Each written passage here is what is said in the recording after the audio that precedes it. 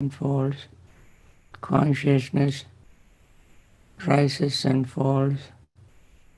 When we see the repetition of all this, the breath, the body and mind becomes calm, relaxed and peaceful. At that state, whatever greed, desire, craving arises will fade away, disappear. Then the mind and body become even more relaxed, more calm.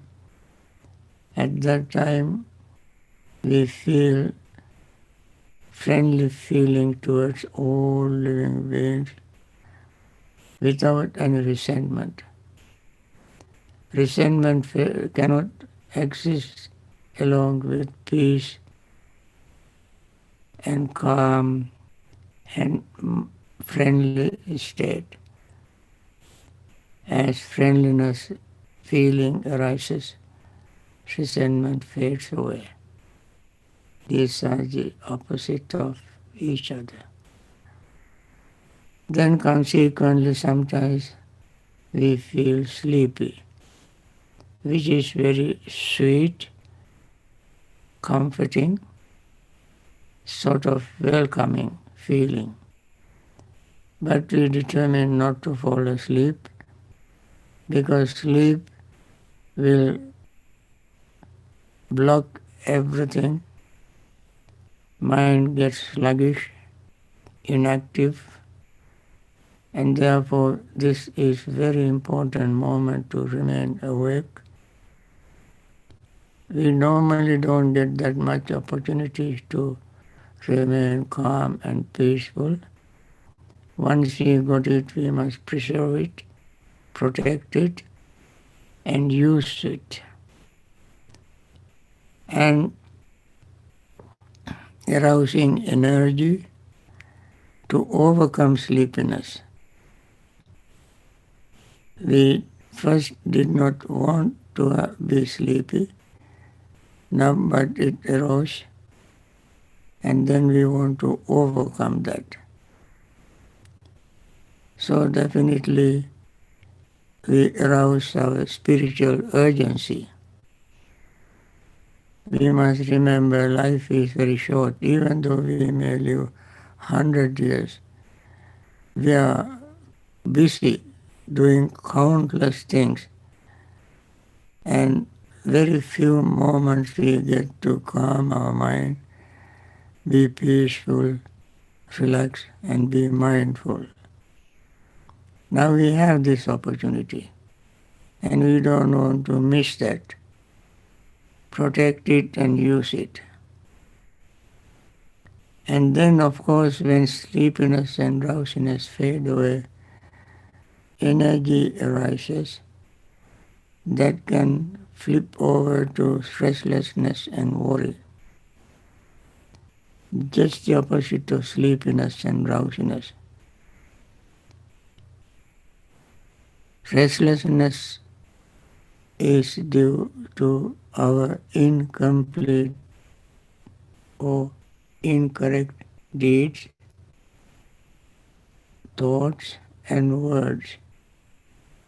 Or the mind goes to the future, scheduling the future, planning for the future. And so mind would vacillate between the past and the future like a pendulum in the clock, going back and forth, back and forth. And that also is not very happy state. We want to stay in the present moment. Present moment also is not static.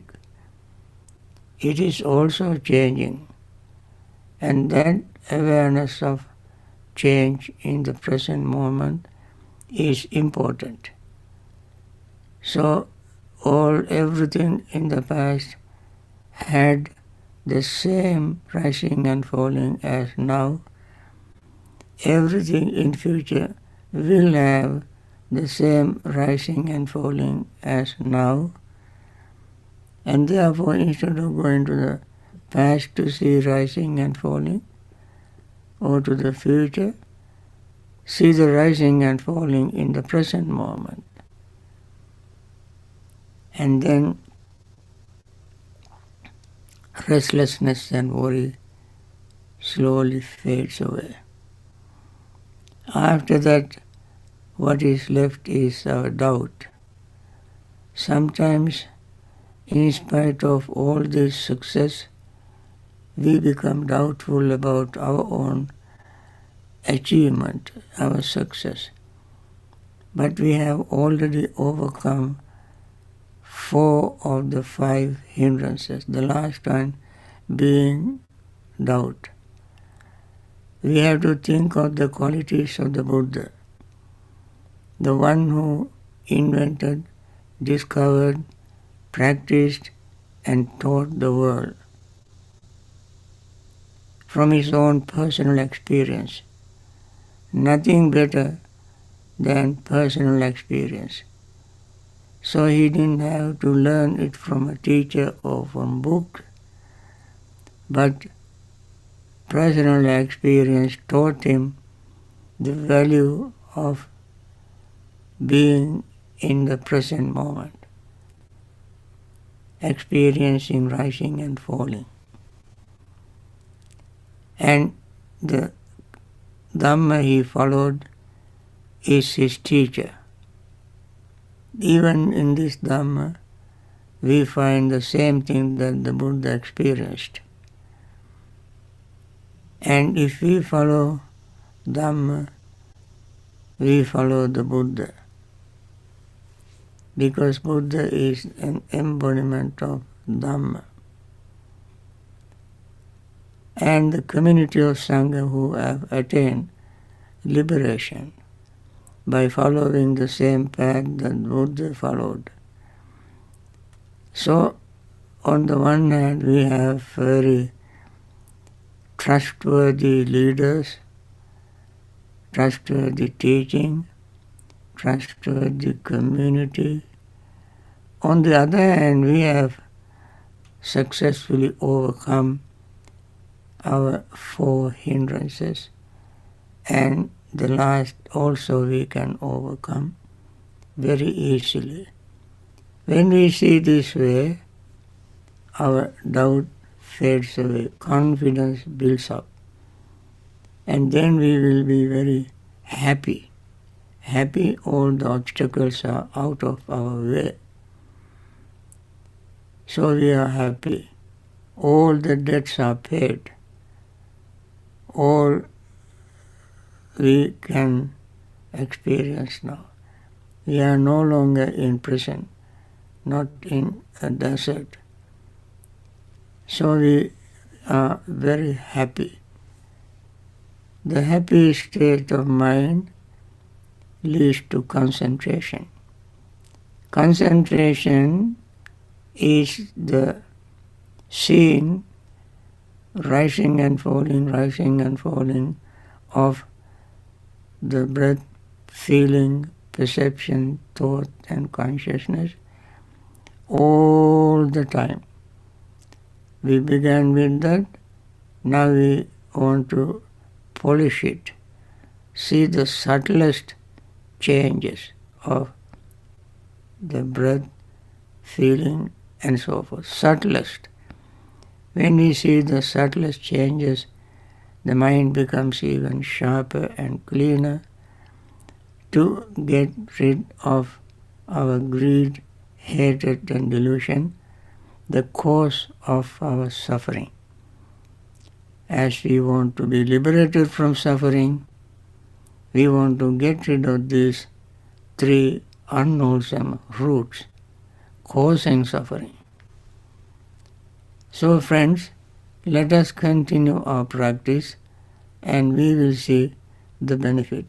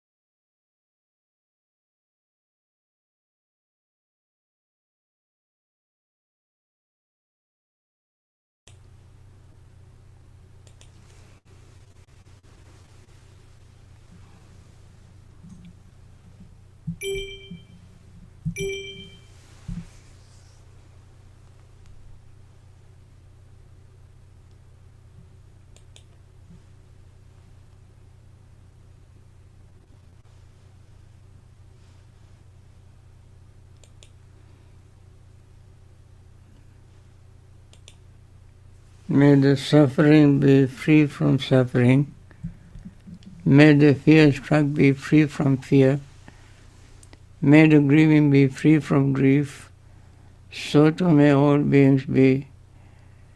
From the highest realm of existence to the lowest, may all beings arisen in these realms, with form and without form, with perception and without perception, be released from all suffering and attain to perfect peace. Excellent, excellent, excellent.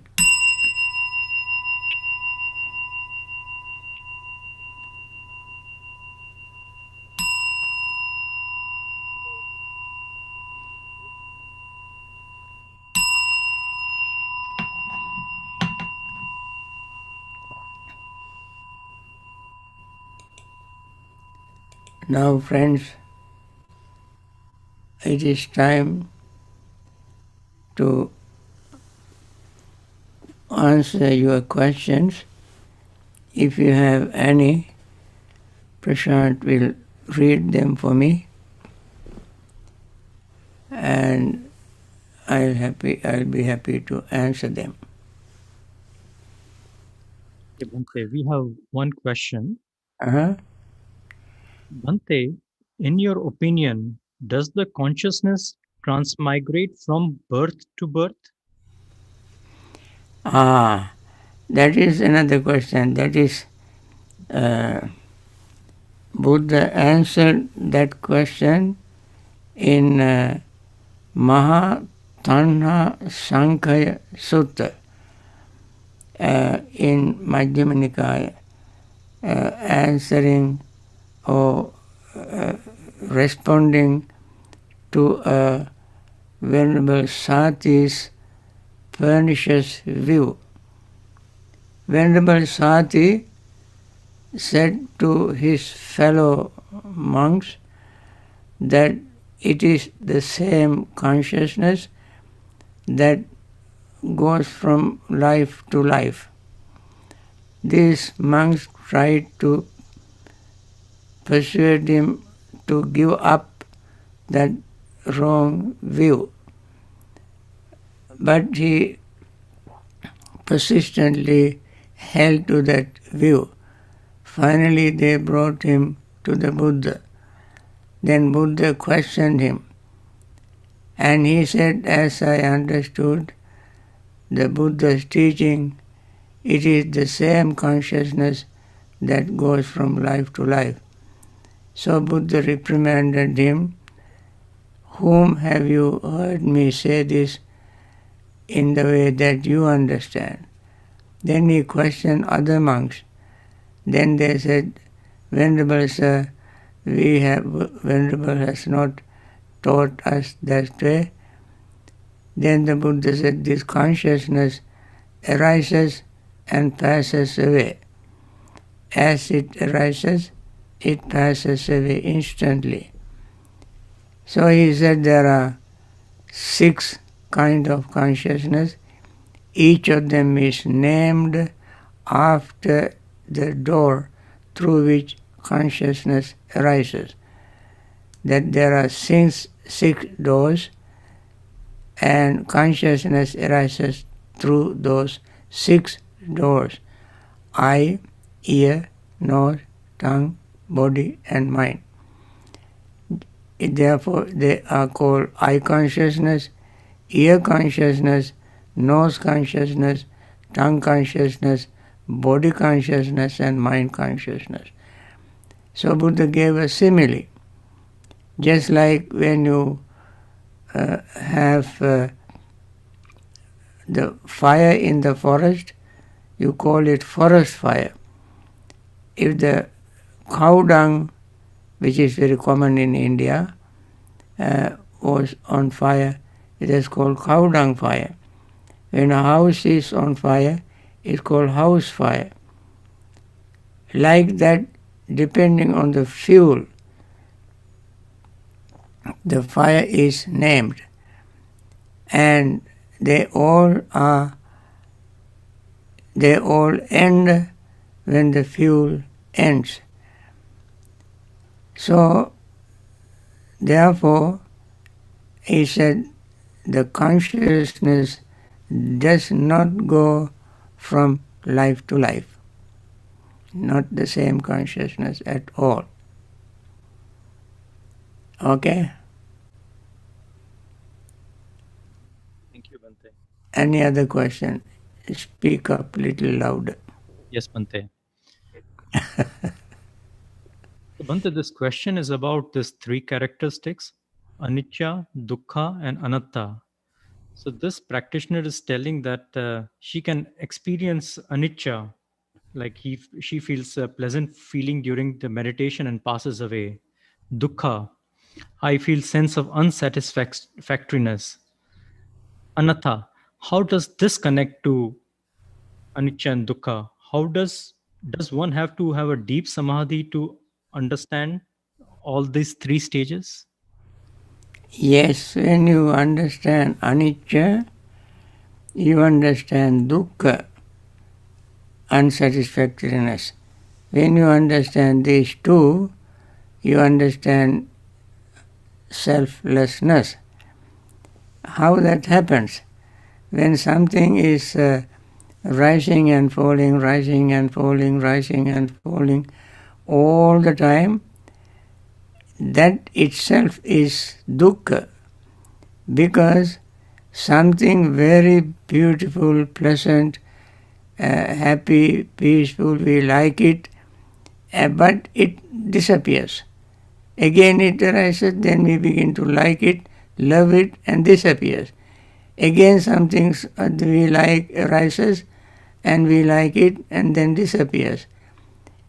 Some sights we like very, very much. Blink your eyes, it is gone, disappeared.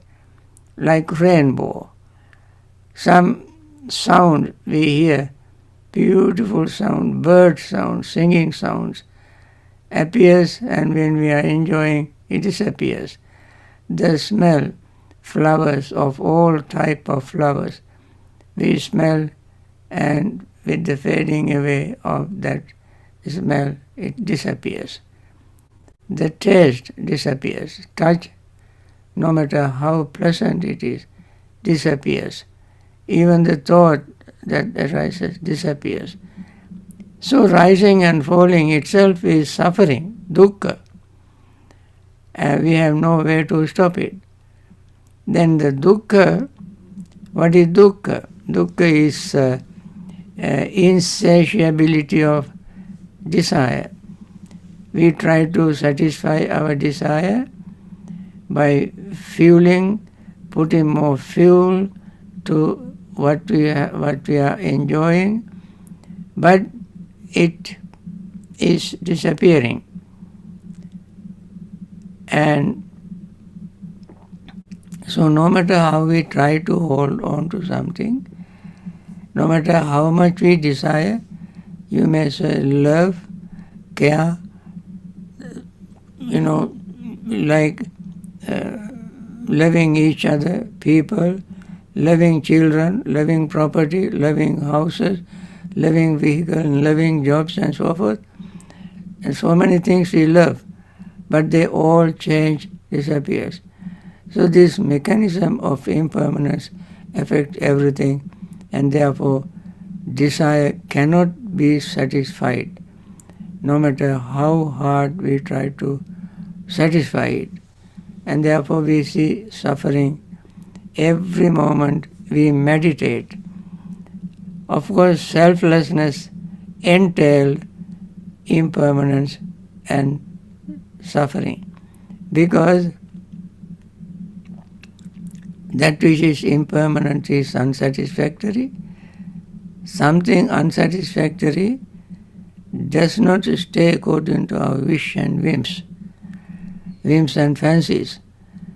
And therefore, there is no overlordship, something to control. Well, we cannot stop impermanence, no way to control it. We cannot stop unsatisfactoriness, there is no way to make it satisfactory all the time. Being unable to control anything is the very characteristic of selflessness. No matter how hard people try to think that there is some hidden self somewhere, they are fooling themselves, because there is no such thing and cannot exist such thing within this mechanism of impermanence and unsatisfactoriness. And therefore, all this we see very, very clearly in deep meditation. Without verbalizing, conceptualizing, we simply get deeper and deeper and deeper into this reality. And yes, meditation is the time, mindfulness, meditation is the time when we see this very clearly. Okay. Thank you, Bhante. Next question is, how to overcome clinging of volitional formations?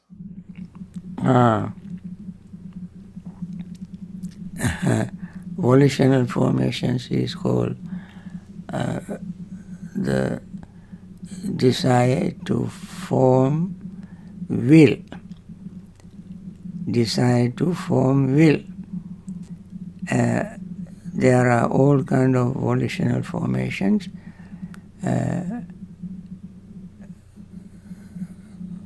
They are called sankharas, chetana. They are called rupa sanchetana, saddha sanchetana, gandha sanchetana, rasa sanchetana, pottabha sanchetana, dhamma sanchetana. These are called volitions. Thinking of the form, sound, smell, taste, touch, and mind object. We think about them. The more we think about them, if they are pleasant, we get enticed, involved in them. If they are unpleasant, we try to reject them. So the question is how not to become attached to them. Not to become attached to them is the we can do. We may not attach to them if we understand their very nature. Even any volition, no matter what it is impermanent. Any volition, any will is impermanent. So the key to get rid of volition or not to become attached to volition, just like anything else, is knowing, seeing, experiencing, rising and falling, rising and falling. In other words, in one word, impermanence. That is the way to see that. That is the way to overcome it. Okay? Thank you, Bhante. All right. Any other question? Right. This is regarding daily mindfulness. Regarding carrying mindfulness into our daily life, I have heard that we should note what we are doing. For example, now I am washing the dishes or now I am working. Is this how one should maintain awareness of the present moment during the daily activities? Mm-hmm. That is just becoming aware of what one does itself is not enough. At the same time, in the first place, we must know what we are doing is not something permanent, impermanent. Secondly, we have to watch the mind. That is called yoniso manasikara. Look at the mind when we do certain things, whether, and to see, you look at the mind to see whether this particular thing while I'm doing, does greed arise in me, or hatred arise in me, confusion arises in me, doubt arises, jealousy, fear, anxiety, worry. What is arising in my mind while I am doing? You may not be doing something mechanically like robot, but you are doing intentionally something. At that time, certain things you do, you may not like it. You say within yourself, you curse it, you dislike it, but you say, I curse this, I hate this, but I have to do this out of compulsion, out of mandatory requirement. And there we see in the mind that resentment arises. Or if you see something you like, desire, you do something and desire can arise. Fear, tension can arise. Immediately watch the mind, look at the mind, and see this moment is fleeting, this greed is fleeting, this anxiety is fleeting, disappearing, this anger is volatile, disappearing, and you keep looking at it. When you do that, if it is too hard, come back to your breath and see, focus your mind on the breath. And then you will see, as your mind is totally focused on your breath, in order to get rid of your anger, resentment, greed, and so forth, as mind remains on the breath, because breath is a very pure and clean object, as long as you stay in that anger, resentment, all will fade away. Paying attention to what you are doing itself is not enough. Paying attention to cutting, cleaning, washing, all these things are not enough. At the same time, look at the mind and see what is happening in the mind and try to immediately correct it. If something wholesome arises in your mind, for instance, you do something, washing dishes, for instance, you feel loving friendliness. You wash the dish thinking, may I clean this to make others happy? May I wash it so that others will be pleased to use clean dish, clean something. In the mind you see a wholesome thought arises. So you continue to cultivate that. So this is what is called yoniso manasikara, mindful reflection. And during that time, your mind is fully occupied with your meditation. So there are ways of coming to the present moment, looking at the mind, at the same time using that time meaningfully. What we call, sometimes we may all call, time management.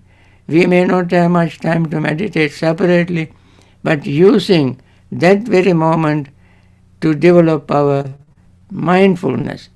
That is your meditation. Okay? Thank you, Bhante. We have one question Hmm? from Andrew. Hi, Bhante G. This is Andrew. Andrew, over again? I know, I can see you, yes. How are you? I'm okay. I'm glad to see you. Yeah. What is your question? My question is regarding the previous question, how to be in the present. Yeah. And I just I want to say that in my experience is the major obstacle to start this being in the present was thinking, because when I wash the dishes, I'm thinking about what I'm going to do next, or what's going on at work. When I brush my teeth, I'm thinking. And by catching myself that I'm not present in what I'm doing, for me, it was like, this is like really first thing. And I think it might be useful for people who are trying to do this, because you just described in an excellent way the I think advanced stages of the practice. But like with everything, like starting to walk. Anyways, for me, it was the big deal was stop being somewhere in my head when I'm doing something. Without it, I mean, I can say Kainupasana, Satipatthana, anything, but attention is not where it's supposed to be. It's in my head. And while I'm doing this, it's hopeless. Yeah, yeah. Andrew, I know you have been meditating, and it is very important for you to focus your mind in the present moment. And Buddha mentioned it from the very beginning of Satipatthana Sutta, Parimukhaṃ satīṃ upaṭṭhapetva. That is the Pali word. Parimukhaṃ sati means present moment, not anything physical, but not physical, not spatial, but the time, the present time. Present itself implies the time, present moment. What is happening in the present, even right now? I am talking, you are listening. I am talking, you are listening. While talking and listening, attention should be this event of listening. And no, don't think of what are you going to do afterwards, what have you done in the past, and so forth. Pay total attention to this sound. Try to understand the meaning and see how your mind goes along with these sounds.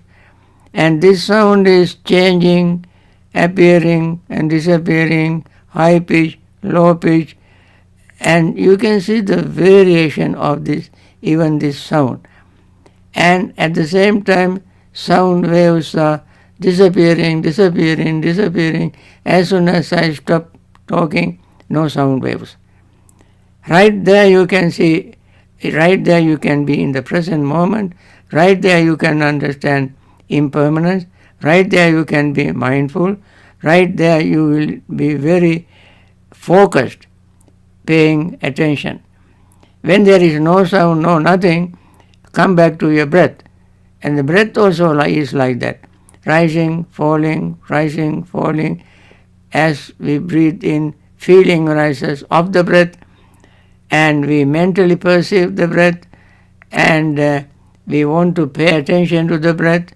And if attention goes here and there, mind tells us, hey, look, your attention is not here, come back, stay in the present moment, pay attention to breath, and we are fully conscious of this.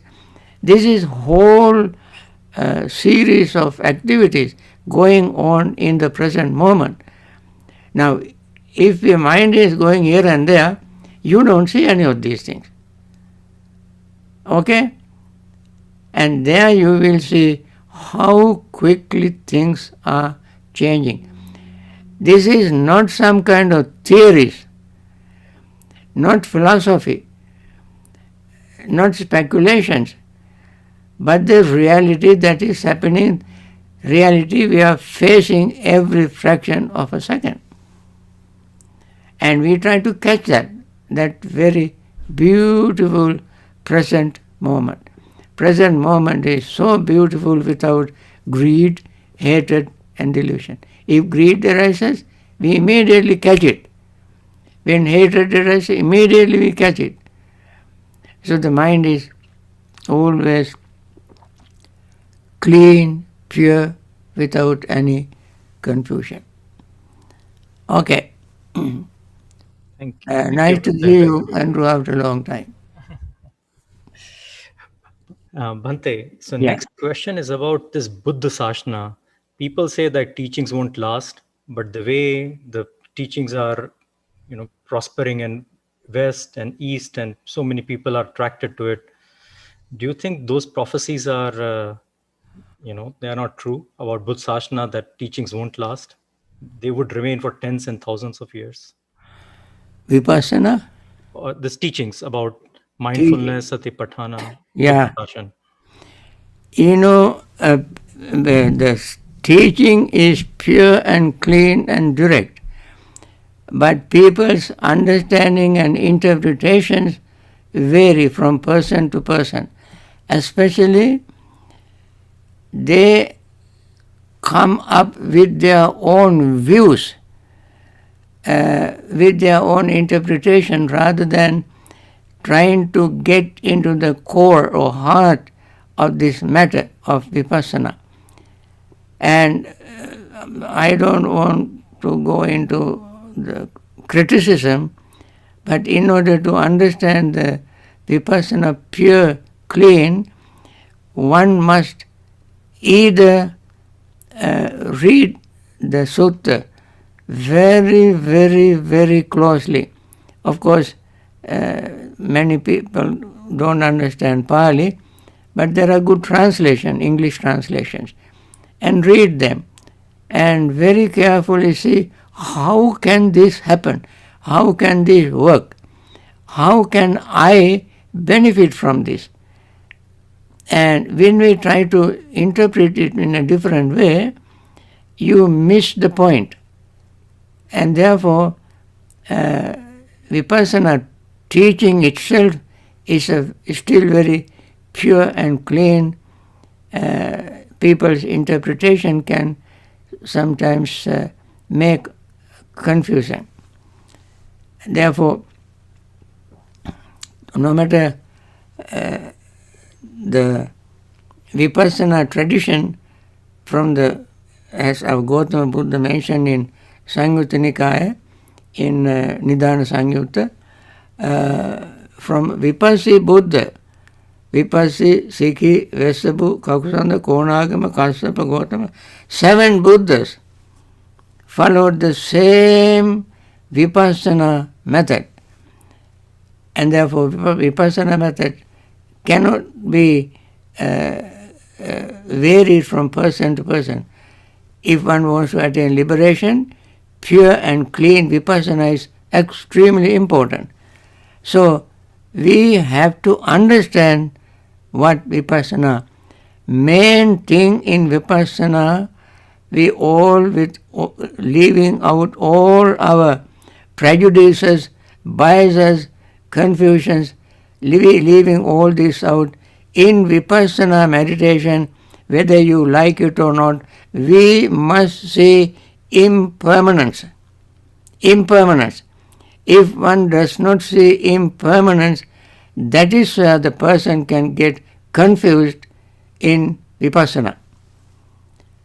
Don't take it as a joke, or since because I am pretty old and I just cannot do anything else, and therefore I harp on impermanence. Don't think that way. You look at yourself, pay total attention anytime, anything you hear, see, smell, taste, touch, think, feel, perceive, whatever activity going on in your mind and body, they all are impermanent, permanently impermanent. You can never find one iota permanent. Seeing that very clearly without any prejudice is the core matter or message of vipassana. No matter how many other things people may give various Dhamma jokes and stories, and there are various things they may bring into that to sometimes to confuse people and just to pass time. Friends, they are not vipassana. Vipassana is seeing impermanence primarily, then unsatisfactoriness and selflessness. Seeing these three things, you see in Mahasatipatthana Sutta, Satipatthana Sutta, Girimananda Sutta, Anapana Sutta, any sutta that talks about impermanence or about Dhamma, you see impermanence in entire teaching of the Buddha. And finally he said, Vayadhamma Sankara Appamaden Sampadeta. All conditioned things are impermanent. These are the last word Buddha said. The first word is that, last word of the Buddha is that. That means in between he taught vipassana in many, many different ways. Friends, all questions are good questions.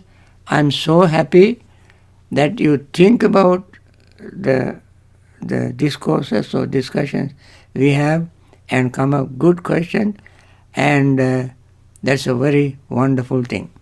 Thank you. I want to end this session, and I want to wish again this morning that all those who are in hospitals suffering from various diseases, not only COVID, get well and return to normal life, continue their very wonderful work, and live long in peace and attain liberation by overcoming all suffering. And then all the doctors, nurses, hospital staffs who are taking care of these people, diligently, mindfully, compassionately, even sacrificing their own comfort, their time, energy, not for money but for these people. I have seen online at least some doctors and nurses cry when their patients die. I mean, they are so compassionate, they are so dedicated. So may they continue their wonderful service and live long in a very good health to continue this. And those people who have lost their loved ones may still be grieving. May they understand Dhamma, understand practice, understand the nature of life, and return to normal life, continue their practice, and attain liberation from samsaric suffering.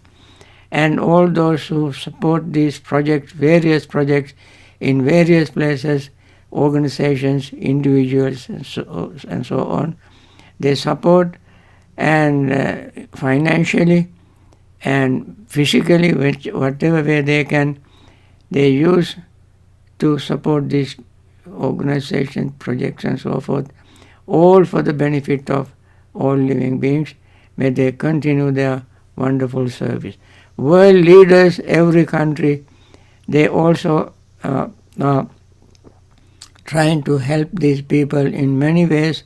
May they continue their wonderful, far-sighted, insightful service and to the world. May they live long in very good health and liberate from samsara. And above all, all of you who are so sincerely participating in this Dhamma session, meditation, listening to questions, asking questions, and so forth. May you continue your wonderful attitude, intention, interest, and be well, happy and peaceful. Live long in very, very good health to continue your service and liberate yourself from all samsaric suffering. Thank you. Okay. Thank you, Bhante. Terwan Sarnai. Thank you, Bhante. Thank you, Bhante. Thank you very much.